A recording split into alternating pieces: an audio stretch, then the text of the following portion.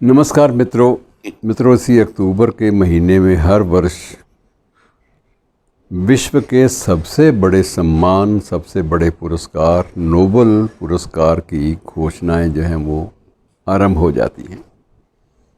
और इस बार भी इनकी शुरुआत हो गई है। अब आने वाले समय में अलग अलग विषयों पे ये घोषणाएं चलेंगी और इनकी प्रतीक्षा का क्रम शुरू हो जाएगा।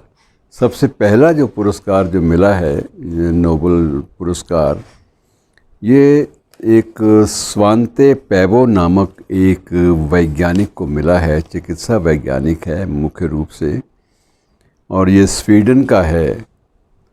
और ये भी एक बड़ी दिलचस्प बात यह है कि 1982 में, शायद 1982 का ही वर्ष था, 1982 में पैबो के पिता बर्गस्ट्रॉम को भी नोबेल पुरस्कार मिला था।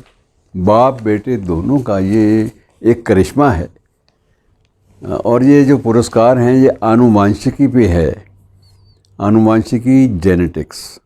और उन्होंने ये दोनों बाप बेटे ने पुरस्कार लेके ये भी सिद्ध किया है कि कहीं ना कहीं इसमें जेनेटिक संबंध जो है पुरस्कारों के मामले में, या जो दिलचस्प जो खोज है इसके मामले में, कहीं ना कहीं जीन्स भी अपनी भूमिका निभाते हैं। अब ये पता नहीं है, इस पर कोई रिसर्च नहीं हुई, लेकिन जैसे बाप को मिला उसके बाद बेटे को मिला, तो ये निश्चित रूप से कोई ये आरोप नहीं लगा सकता कि ये किसी तरह का इसमें षड्यंत्र था या किसी तरह की साजिश रची गई। ऐसा कुछ नहीं होता, क्योंकि ये प्रतिभा को सम्मान देने का प्रश्न होता है। और नोबेल जो समिति है, पुरस्कार चयन समिति, उसके सामने ये बहुत बड़ी चुनौती होती है। वो कभी भी इतना बड़ा जोखिम नहीं उठाती कि किसी कुपात्र को या किसी कम योग्यता वाले पात्र को पुरस्कार दे दे, और जो पात्र वाकई इसके योग्य हो उसकी उपेक्षा करते। ये संभव नहीं होता। फिर भी कभी ना कभी ऐसा हो गया होगा किसी बात में, लेकिन उसका कारण होगा। नाम तौर पे सामान्य रूप से कभी भी ऐसा नहीं होता कि किसी योग्य पात्र की उपेक्षा करके किसी कम योग्य पात्र को ये पुरस्कार दे दिया जाए। तो स्वीडन के ही स्वांते पैबो को ये चिकित्सा का नोबेल पुरस्कार मिला है। और इसमें दिलचस्पी लोगों की चिकित्सा विज्ञान के अलावा जो विज्ञान के जो अन्य क्षेत्र हैं उनकी भी दिलचस्पी है इस पुरस्कार में। वो इसलिए कि ये पुरस्कार जेनेटिक्स के अध्ययन पर है, जीन्स के अध्ययन पर है।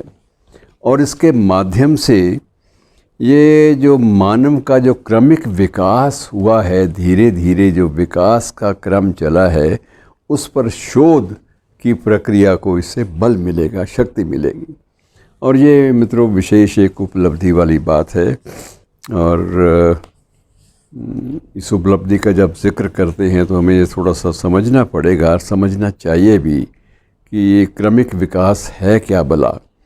अब ये क्रमिक विकास के बारे में थोड़ा सा विवरण नोबेल कमेटी की ओर से उसके सचिव ने दिया है। ये घोषणा करते समय ये भी संकेत दिए गए कि ये घोषणा ऐसे समय में की गई है जबकि कोरोना की जो एक प्रकार से त्रासदी है, या कोरोना का जो संकट है, उससे यद्यपि जूझते रहे हैं निरंतर 2 से 3 साल तक विश्व के सभी देश। अब उससे थोड़ी सी मुक्ति मिली है, लेकिन अभी तक ये कहा जाए कि विश्व पूरा कोरोना से मुक्त हो गया, ये स्थिति अभी तक नहीं आई।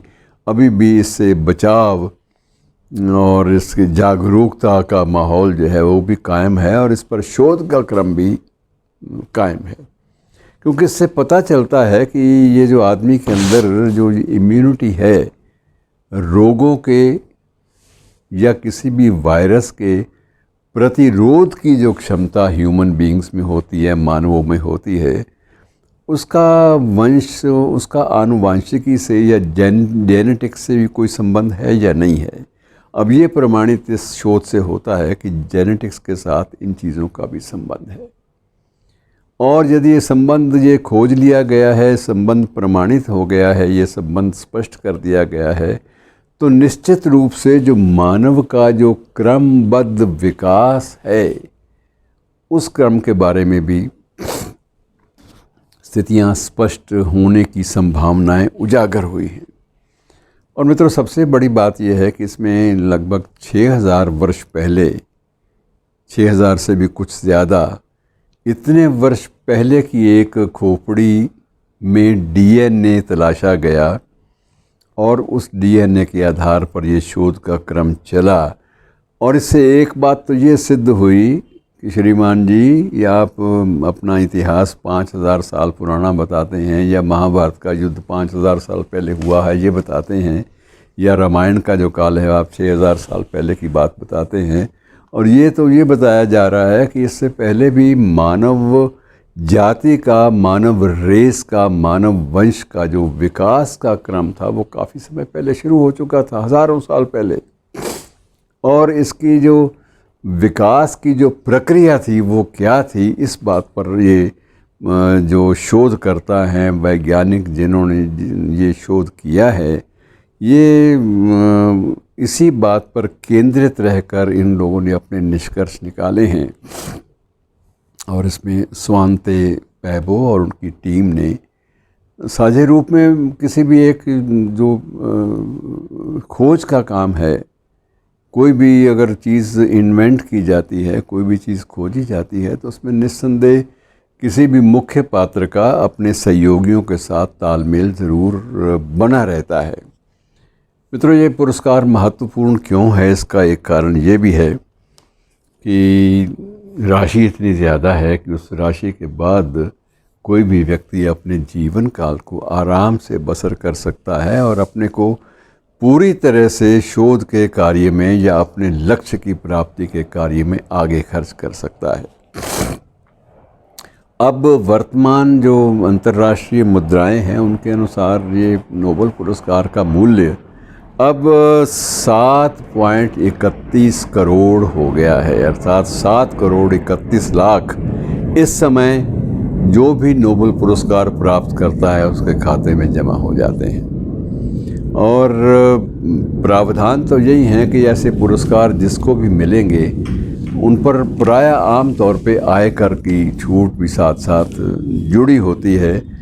लेकिन अब नोबेल के बारे में क्या प्रावधान है ये जल्दबाजी में कुछ कहा नहीं जा सकता, लेकिन इतनी नगद राशि तो साथ साथ मिलती है।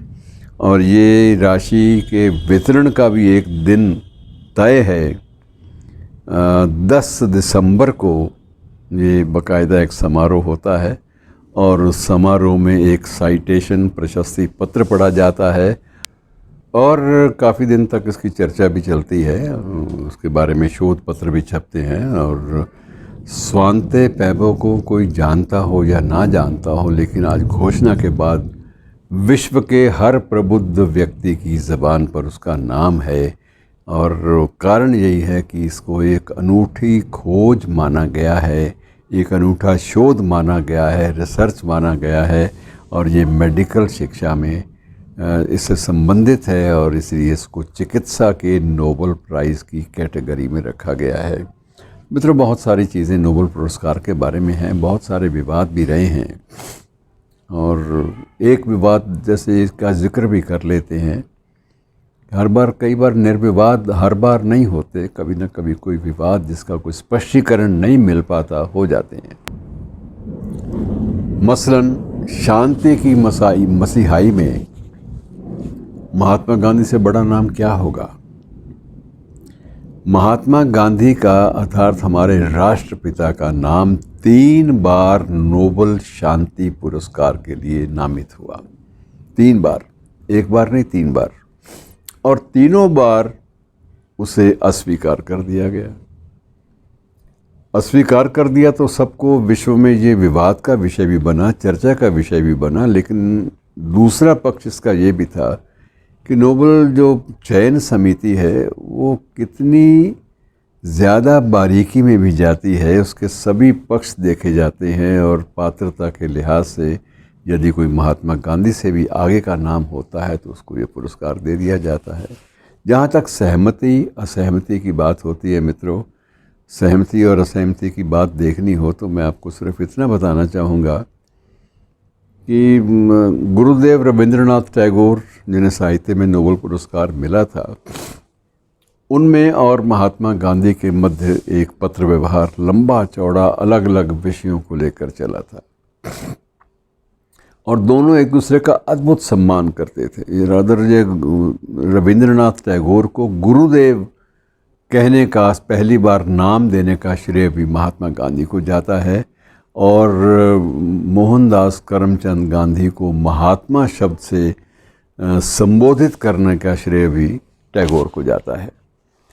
इतना सम्मान पारस्परिक था, लेकिन इतने सम्मान के बावजूद आप ये देखिए कि उनके बहुत सारे तथ्यों पर, बहुत सारे विषयों पर दोनों के बीच में मतभेद भी थे और उन्होंने अपने मतभेदों को सार्वजनिक रूप से व्यक्त भी किया। और इन सारे मतभेदों का अगर अध्ययन करना हो तो मैं आपको, मेरा परामर्श है कि आप नेशनल बुक ट्रस्ट द्वारा प्रकाशित पुस्तक गुरुदेव और महात्मा का पत्र व्यवहार, उसको आप कभी देखिए। आपको हैरानी होगी कि ये उच्चतम शिखर तक पहुंची हुई ये शख्सियतें कई बार सैद्धांतिक रूप से एक दूसरे के विरुद्ध भी खड़ी होती थी, तो किसी बात को लेकर, किसी मुद्दे को लेकर। ऐसे लोग थे ये। धन्यवाद, शुक्रिया।